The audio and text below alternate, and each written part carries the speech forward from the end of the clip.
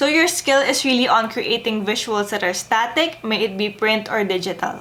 Usually kasi meron tayong stereotype of a designer just being in front of a computer, but a multimedia designer really goes further.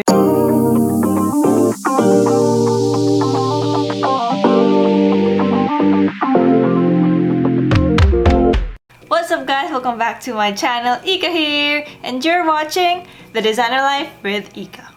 For today's video, we're gonna talk about the difference of being a multimedia designer and a graphic designer. I had a fair share of experience in terms of these two roles kasi yung una kong trabaho as in full-time role was a digital and communications associate, which is very similar to a multimedia designer. Medyo title lang talaga yung nag-iba. After that, I went into freelance, and then right now, I've also tried to have another full-time role as a graphic designer. I don't get this experience just through freelance. I've now realized ano yung difference nila, big difference nila, kasi I've worked in two companies na talagang full-time employee. So I'm gonna share with you guys the difference so that in terms of career path, how you envision yourself and the course that you would have to take, meron na kayong idea what you really want, and it would at least narrow down your options. Hahatiin ko tong video na to into 3 segments. First one, I'll talk about scope of work. As a multimedia designer, you're gonna work on different platforms and mediums such as video, animation, motion graphics, graphic design. You can also do 3D, 2D, and also go on video shoots, video production, photo shoots. So it's pretty much everything under the sun in terms of media. Usually kasi meron tayong stereotype of a designer just being in front of a computer, mag-edit ka and all that. But a multimedia designer really goes further than just creating something on a computer, but really traveling here and there for different shoots, events. Now, your workload can be all over the place. As ako, nung multimedia designer ako, I take on different roles. Every day has a different work and a different experience. You're probably going to go for multimedia designer as your career path. The skill level here is very wide in terms of what you have to do in terms of your job description. It's not a specific role kasi. The good side of it, you can be flexible in terms of your workload. Very interesting ang work life mo kasi iba-iba yung ginagawa mo. You handle different stuff. You get into events, into different collateral. So there's so many things to do and it's not boring. The bad side of it, dami mo ginagawa. Sa'yo ibibigay lahat. Kasi kaya mo gawin lahat eh. So, there is a tendency that you can get burnout. You're a jack of all trades. You can do everything. So, why not give it all to you? Diba? And the difference naman, if you're a graphic designer, so what's the difference? This is a very specific role compared to a multimedia designer. So, your skill is really on creating visuals that are static, may it be print or digital.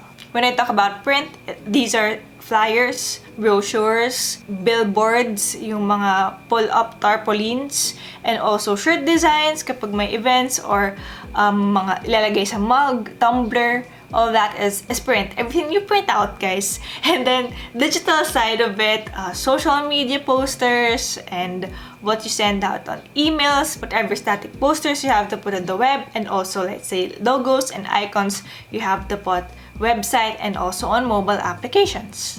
Now, the good side of it, it's very specific, as I said earlier. So, yung career path mo, alam mo talaga kung saan ka pupunta. Compared to a multimedia designer, it's really heavy on laptop or computer work. So, you have the potential to work at home. If you're the type to just chill where you want to work at a coffee shop or do it at home, pwede yung ganun ka-flexible sa environment. As long as you are efficient and you can do the work, you can give the output, then nothing wrong. So, yan, work from home or remote working. The bad side of it, you can be computer fatigue. Kasi all day, 24/7, kaya nagla-laptop, nasa computer. Eye strain also. And in terms of your career path, since it's very narrow, it's very specific, and also the career path may be limited.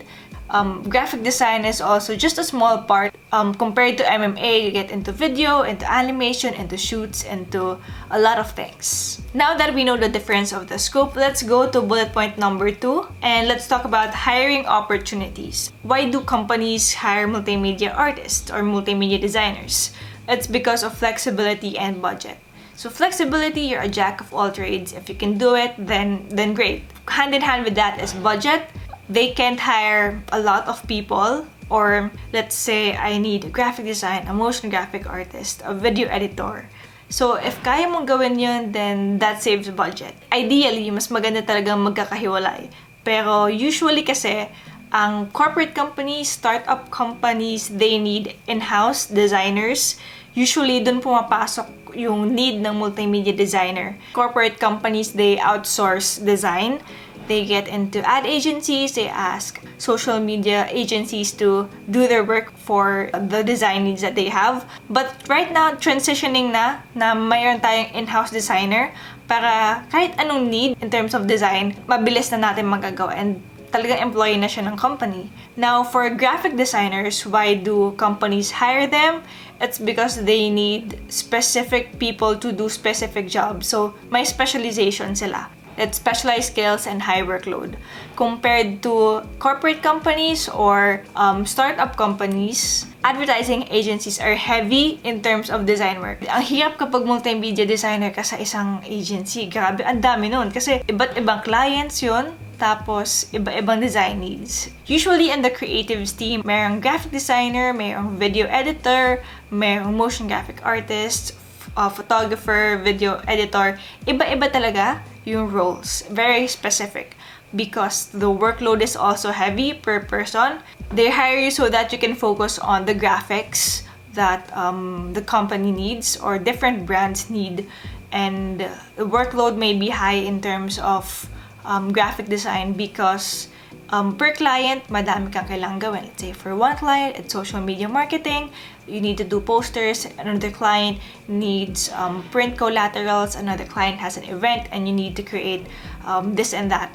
So that's why they hire somebody specific. So we're done with scope of work and hiring opportunities. The next and the last point I want to discuss is career growth. For a multimedia designer, it may sound like there's so much on the plate kasi daming ibibigay na work sa'yo. Pero ang mga multimedia designer, there's a big chance you can be an art director, a senior director. When you land in a director role or in higher roles, execution becomes lower and supervisory and leadership becomes higher. So it means that you can lead a team, you know the vision, per team, per department. And since you know how it works in video, you know how it works in photo, and graphic design, and motion graphics, and even in communicating, you have a big chance to be a leader. Make sure that everything is, well planned, organized, and you see to it that each team communicates well, the dynamics are great, and that you guys will reach the goal. You really need a lot of experience and knowledge in different art forms, art fields, and platforms or mediums.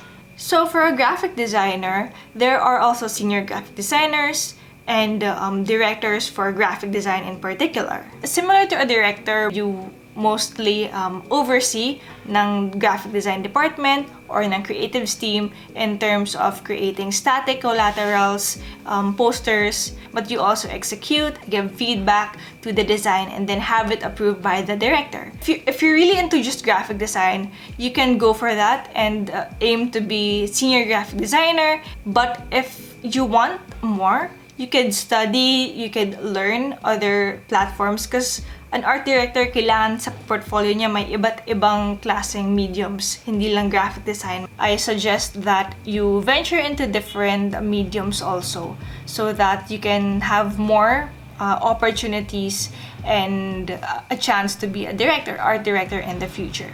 Those are pretty much the differences I've noticed when I took on those roles. At ang course na pwede niyong kunin, of course, multimedia arts, fine arts, major in graphic design, or you can also take visual communications and marketing if you're into advertising and promotions and marketing and stuff like that.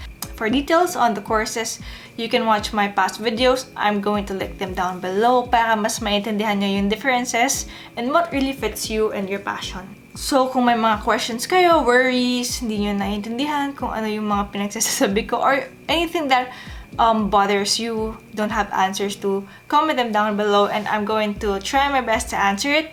Di lang agad-agad ako makaka-reply, but I'll do my best to talk to you guys and give you feedback on your inquiries. Wow, inquiries. That's all for now, guys. And if you want to see more of this type of content, don't forget to click the red button down below and hit subscribe.